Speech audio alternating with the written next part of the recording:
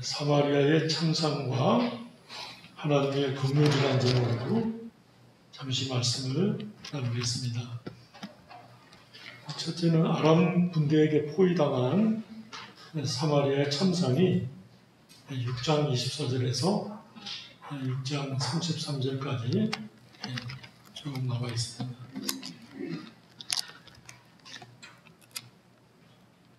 아람 군대가 사마리아를 포위한 것은 전쟁을 해가지고는 한국을 받아내는 것보다 오래도록 포위를 해서 다 손들고 나오도록 이렇게 작전을 아주 지구전으로 짰어요. 그러다 보니까 사마리아 성중 안에 식량이 다 떨어지고 오늘날로 말하면 식료품이 폭등하면서 아주 어렵게 됐어요. 원래 나귀머리는 이스라엘 사람들이 먹지 않는데 나귀머리 하나에 은 80세겔이라 그랬어요. 1세겔이 4데나리온인데 1데나리온이 한 사람 품값이에요. 만약에 한 사람 품값을 5만 원으로 치면 1세겔이 4데나리온이니까 20만 원이죠. 80으로 곱하면 1600만 원이에요. 나귀머리 하나에 1600만 원까지 했다. 그 말씀이죠. 여기 비둘기 똥으로 나와 있는데 여물지 않은 콩을 의미해요. 여물어야 이게 콩이 이렇게 딱딱하고 맛있는데 아직 여물지 않은 콩은 이렇게 만져보면 비둘기 똥같이 이렇게 물컹하단 말이에요. 근데 그 비둘기 똥 같은 여물지 않은 콩을 여기 보니까 4분의 1갑에 은 5세겔이라 그래서 1갑은 1.3리터 정도 돼요. 4분의 1갑이니까 한 3리터 0.3 우리로 말하면 300g이죠. 300g에 은 5세겔이니까 한 세겔이 20만 원인데 은 5세겔이면 100만 원이죠. 300g 여물지 않은 콩을 100만 원에 사려고 해도 없다. 그렇게 돈 있는 사람들은 사 먹었겠지만 그 다음 말씀 보면은 여인들이 자기 자식을 잡아먹었다. 성경이 얼마나 식량이 고갈되면 자기 자식을 잡아먹었겠어요. 아유, 죽으면 죽었지 어떻게 자녀를 잡아먹었을까? 그 생각이에요. 신명기 28장 말씀을 제가 거기 썼어요. 하트 보면 내가 모든 것이 풍족하여도 기쁨과 즐거운 마음으로 내 하나님 여호와를 섬기지 아니하므로 그 내용의 말씀을 보면 신명기 28장을 한번 찾아보겠습니다. 신명기 28장 53절 57절 말씀입니다. 28장 53절 말씀은 내가 적군에게 애워싸이고 맹렬한 공격을 받아 곤란을 당하므로 내 하나님 여호와께서 내게 주신 자녀 곧 내 몸의 소생의 살을 먹을 것이라. 57절 봅니다. 자기 다리 사이에서 나온 태와 자기가 난 어린 자식을 남몰래 먹으리니 이는 내 적군이 내 생명을 애워싸고 맹렬히 쳐서 곤란하게 함으로 아무것도 얻지 못함이리라. 이제 28장 20절부터 불순종할 때에 당할 벌에 대해서 기록한 것이거든요. 20절에 시작했는데 53절, 57절은 그 죄악의 정도나 그 징계의 벌이 막바지에 이르렀을 때거든요. 그만큼 사마리아의 죄가 심각했다. 그 말씀이에요. 하나님은 우리의 죄를 벌하실 때 그 죄와 벌이 비례해요. 그러니까 어떤 죄를 지으면 어떤 벌을 받는다 하는 이런 비례법이 있단 말이죠. 근데 신명기 28장 47절을 보면 이 47절에서 57절이 한 문단인데 47절에 신명기 28장 47절 구약성경 306페이지입니다. 내가 모든 것이 풍족하여도 기쁨과 즐거운 마음으로 내 하나님 여호와를 섬기지 아니함으로 말미암아 내가 줄이고 목마르고 헐벗고 모든 것이 부족한 중에 하면서 쭉 나오다가 끝에 53절, 57절이 따라 나온단 말이죠. 이거 말씀 하나 하고요. 레위기 26장 14절인데 여기 하트에 제가 다 썼어요. 너희가 내게 청종하지 아니하여 이 모든 명령을 준행하지 아니하며 내 규례를 멸시하며 마음에 내 법도를 싫어하여 내 모든 계명을 준행하지 아니하며 내 언약을 배반할진대. 레위기 26장 14절 15절 너희가 나를 거슬러 내게 청종하지 아니할진대. 레위기 26장 21절 이를 당하여도 너희가 내게로 돌아오지 아니하고 내게 대항할진대. 그리고는 나오는 내용이 자기 자녀를 먹는다 하는 내용이 따라 나온단 말이죠. 그 앞에 있는 그런 말씀들이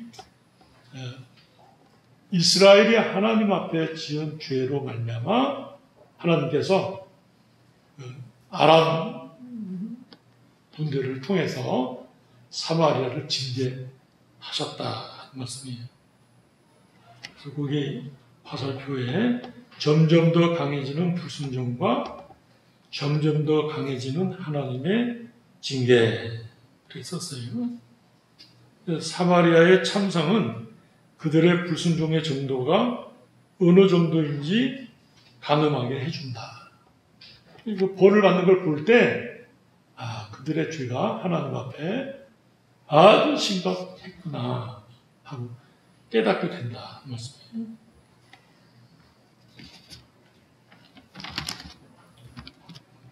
그런데, 우리 이제 본문을 보면,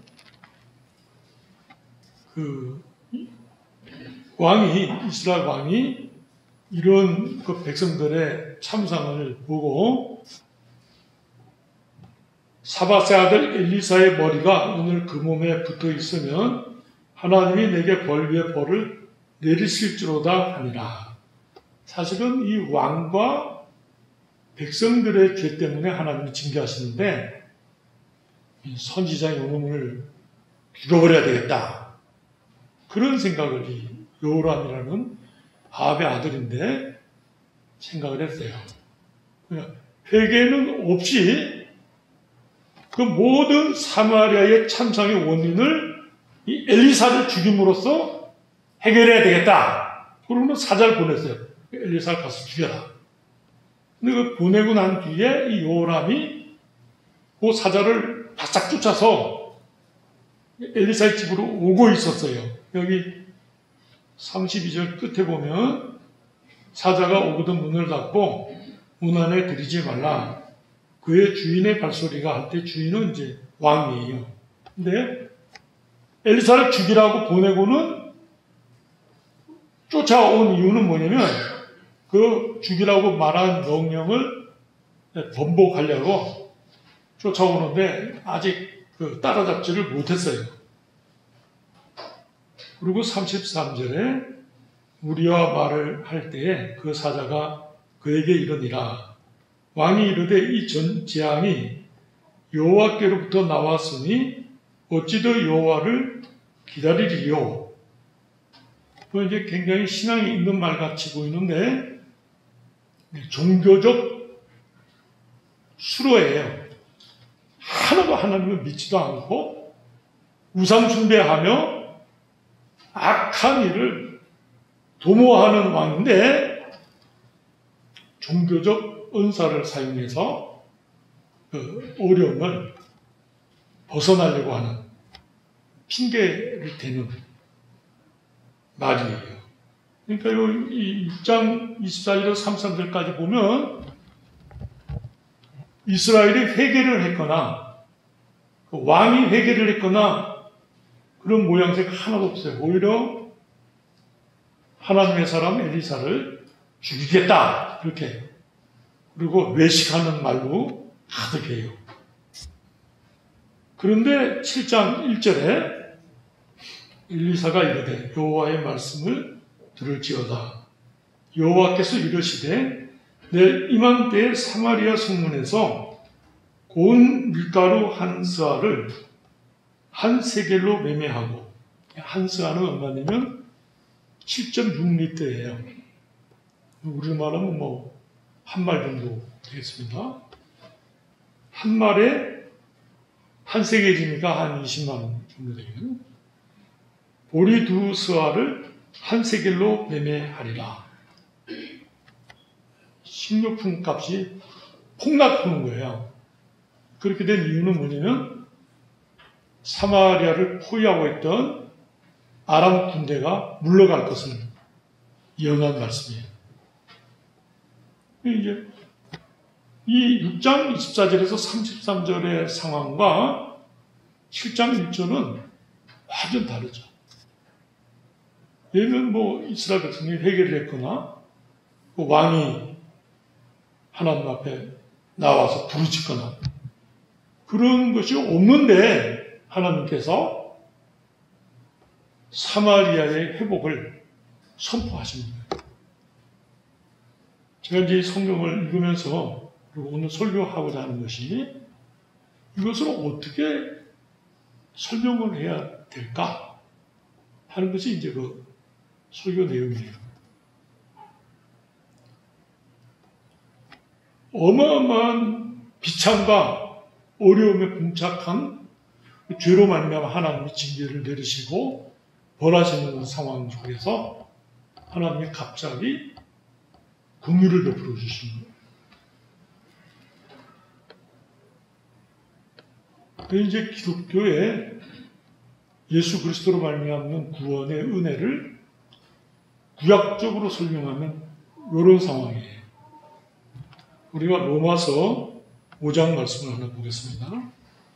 제가 이제 이 어려운 상황을, 어렵다는 것은 뭐 성경이 어려운 것이 아니고 우리가 이해하기 어려운 것인데, 어려운 상황을 설명하기 위해서 제가 5장 신약성경 245페이지입니다. 5장 6절부터 몇 절을 보겠습니다. 신약성경 245페이지. 우리가 아직 연약할 때, 이 연약이라는 것은 뭐 약하다 이런 뜻도 있지만 죄예요, 죄. 목사님 제가 믿음이 연약해서 못했어요. 그렇게 말할 때 그냥 못한 것으로 끝나는 게 아니라 사실은 죄를 말하는 거예요. 제가 불순종해서 죄를 졌습니다. 그러면 여기 우리가 연약할 때라는 것은 죄 가운데 있을 때에, 그러면 비약대로 하나님이 약속하신 대로 그리스도께서 경건치 않은 자, 연약한 것을 말해요. 경건치 않은 자를 위하여 죽으셨도다. 8절 봅니다. 우리가 아직 죄인 되었을 때에 그리스도께서 우리를 위하여 죽으심으로 하나님께서 우리에게 대한 자기의 사랑을 확증하셨느니라. 10절에 곧 우리가 원수 되었을 때에 그의 아들의 죽으심으로 말미암아 하나님과 화목하게 되었은즉 화목하게 된 자로서는 더욱 그의 살아나심으로 말미암아 구원을 받을 것입니다. 이제 로마서 말씀 속에 연약할 때, 죄인 되었을 때, 원수도 했을 때에 그 인생이 아무것도 한 게 없어요. 근데 하나님은 예수 그리스도를 주시고 그가 우리를 위해서 십자가에 죽으시고 하나님은 우리를 사랑하시고 구원의 은혜를 주셨다. 그리고 이제 하나님의 긍휼에 관한 말씀이에요. 우리가 아무것도 한 것이 없는데 회개하거나 자복하거나 불쌍히 여겨달라고 하나님 앞에 부르짖거나 그런 것이 없는데 하나님은 우리를 사랑하셔서 예수 그리스도를 주시고 십자가에 죽게 하셔서 우리의 죄를 대신해서 죽으시고 우리를 죄와 사망에서 심판에서 구원해 주셨다.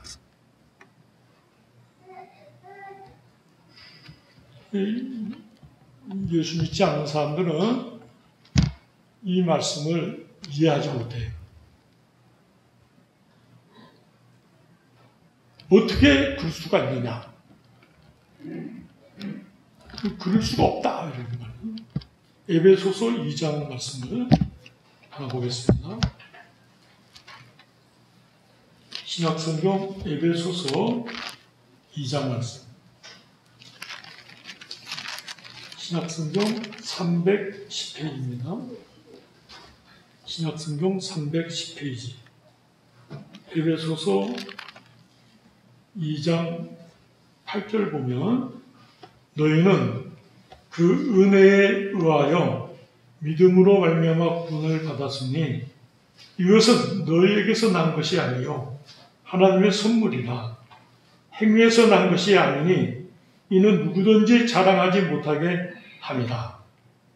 아무런 행위가 없는데 회개하거나 의롭거나 경건하거나 하나님 보시기 이쁘구나 그런 게 없고 그냥 연약하고 죄인되고 하나님 왼수되었는데 하나님은 우리를 구원해 주셨다.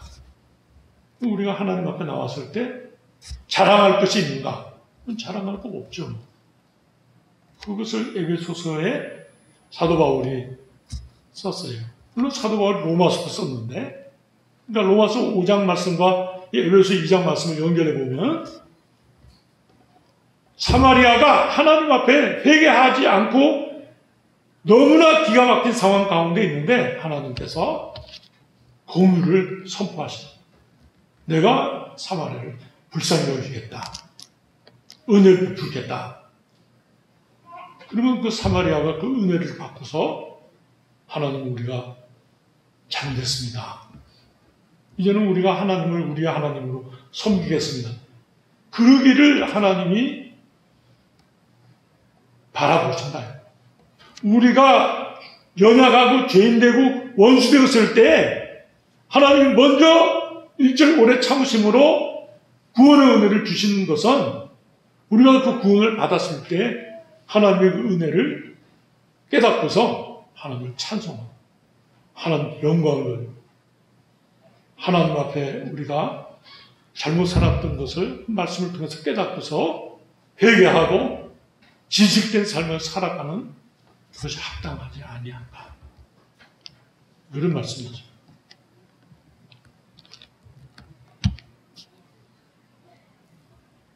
출애굽을 보면 출애굽해서 이스라엘 백성이 애국에서 해방이 될 때 이스라엘 백성이 한 거 하나도 없어요.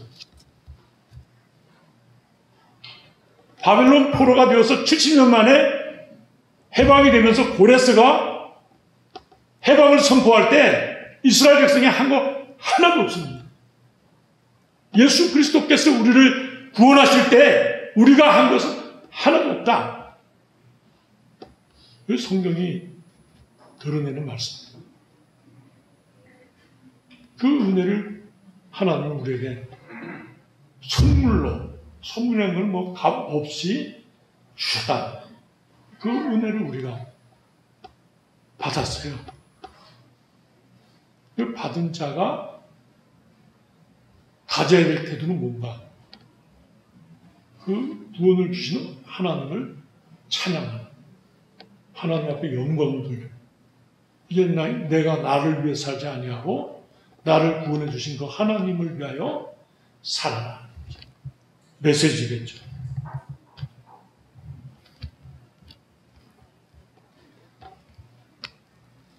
우리가 우리의 상태, 우리가 예수 믿기 전의 상태가 이 사마리아의 참상과 다르지 않다. 하나님이 공유를 베풀어 주셔서 구원을 받게 하시고 하나님의 백성으로, 하나님의 자녀로, 그리고 하나님 앞에 설 때 우리는 우리 자신을 봐도 부족하고 연약한데 하나님은 우리를 예수 그리스도의 이름으로 의롭다, 나의 백성이다, 내가 나의 유업을 너희들에게 주겠다 약속하시는 그 은혜를 생각할 때 감사하다. 그 감사는 말로 다 할 수 없고 영원히 죽을 수밖에 없는 우리들인데 죄와 사망과 심판에서 구원해 주시고 하나님의 거룩한 자녀로 삼아주셨다. 우리가 영원히 하나님을 찬양, 하나님 말씀을 지키는 것이 우리의 공로가 아닙니다. 하나님 앞에 영광을 예배드리는 것이 우리의 공로가 아닙니다. 하나님의 은혜로 말미암는 그 은혜에 대한 우리의 감사, 하나님에 대한 찬양, 하나님에 대한 영광, 하나님의 그 행하신 일을 선포하는 마땅히 우리가 가져야 될 것이다. 사도 바울이 복음 전하는 것에 대해서 내가 부득불 행해야 되고 행하지 않는다면 저주를 받아 마땅하다. 그렇게까지 말했던 것은 이 비참한 참상 가운데서 구속받은, 회복된 그 하나님의 은혜를 사도 바울이 깨달았기 때문에 그랬다. 그래서 이 오늘 말씀 제목에 사마리아의 참상과 하나님의 긍휼. 그 밑에 나병 환자 4사람이 이래도 죽고 저래도 죽는데 기왕이면 곡식 있는 데 가서 죽자. 그럼 아람진으로 들어갔다가 그들이 밤에 다 하나님의 기적적인 간섭 속에서 물러간 상황을 목격해요. 시커멓고 감출 것은 감추고 볼장을 다 보고 난 뒤에도 많은 물자가 남아서 그러자 그 사마리아의 참상이 기억이 나서 사마리아에 가서 그 아름다운 소식을 선포하죠.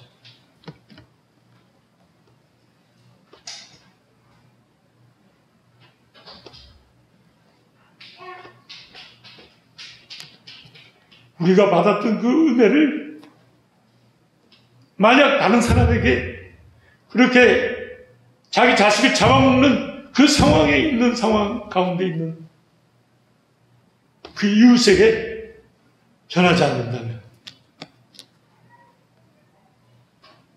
그 받을 뿌리를 끊었습니다.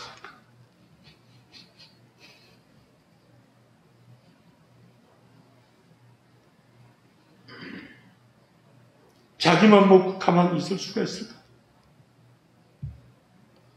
자기 형제가 굶주려서 심각한 자리에 있는데 그런 상황. 그 중에 왕이 의지하는, 왕이 오른팔과 같이 여기는 한 장관이 하나님이라도 그렇게 할 수 없죠. 완전히 그 하나님의 긍휼과 은혜에 대해서 마귀 새끼 같은 부족을 할 때 엘리사가 내가 그 광경을 보지만 그 행복은 내가 참여하지 못하겠다. 7장 17절에 보면은 군중에 의해서 밟혀 죽은 상황이 나와요. 하나님의 은혜를 받는 때에 저주받는 자가 있다. 끝까지 하나님의 그 긍휼을 믿지 않고 하나님 앞에 손들고 나오지 않는 자는 하나님이 심판하신다. 기도하시겠습니다. 영원히 죄로 말미암아 죽을 수밖에 없고 지옥 자식인데 하나님의 크신 긍휼로 말미암아 구속함의 은혜를 얻게 하시고 하나님의 거룩한 자녀로 삼아주신 것을 생각할 때 감사와 찬송과 영광을 하나님 앞에 돌립니다. 이와 같은 귀한 은혜를 받았을 텐데 그 은혜를 우리 마음속에 감추고 이웃에게 말하지 않은 어리석은 자가 되지 않게 하여 주시고 나의 연약함과 허물과 모든 죄악을 구속하여 주신 사하여 주신 하나님의 그 은혜를 우리 이웃에게 선포하고 전파하며 간증하며 나타내는 하나님의 자녀들 되게 하여 주십니다. 하나님께서 베풀어 주신 그 은혜를 늘 되새김질하며 묵상하면서 감사에 감사를 더하고 기쁨에 기쁨을 더해서 늘 주님과 함께 동행하는 성령 충만한 삶을 살아갈 수 있도록 은총을 나려 주시옵소서. 예수 그리스도 이름으로 기도드리옵나이다. 아멘.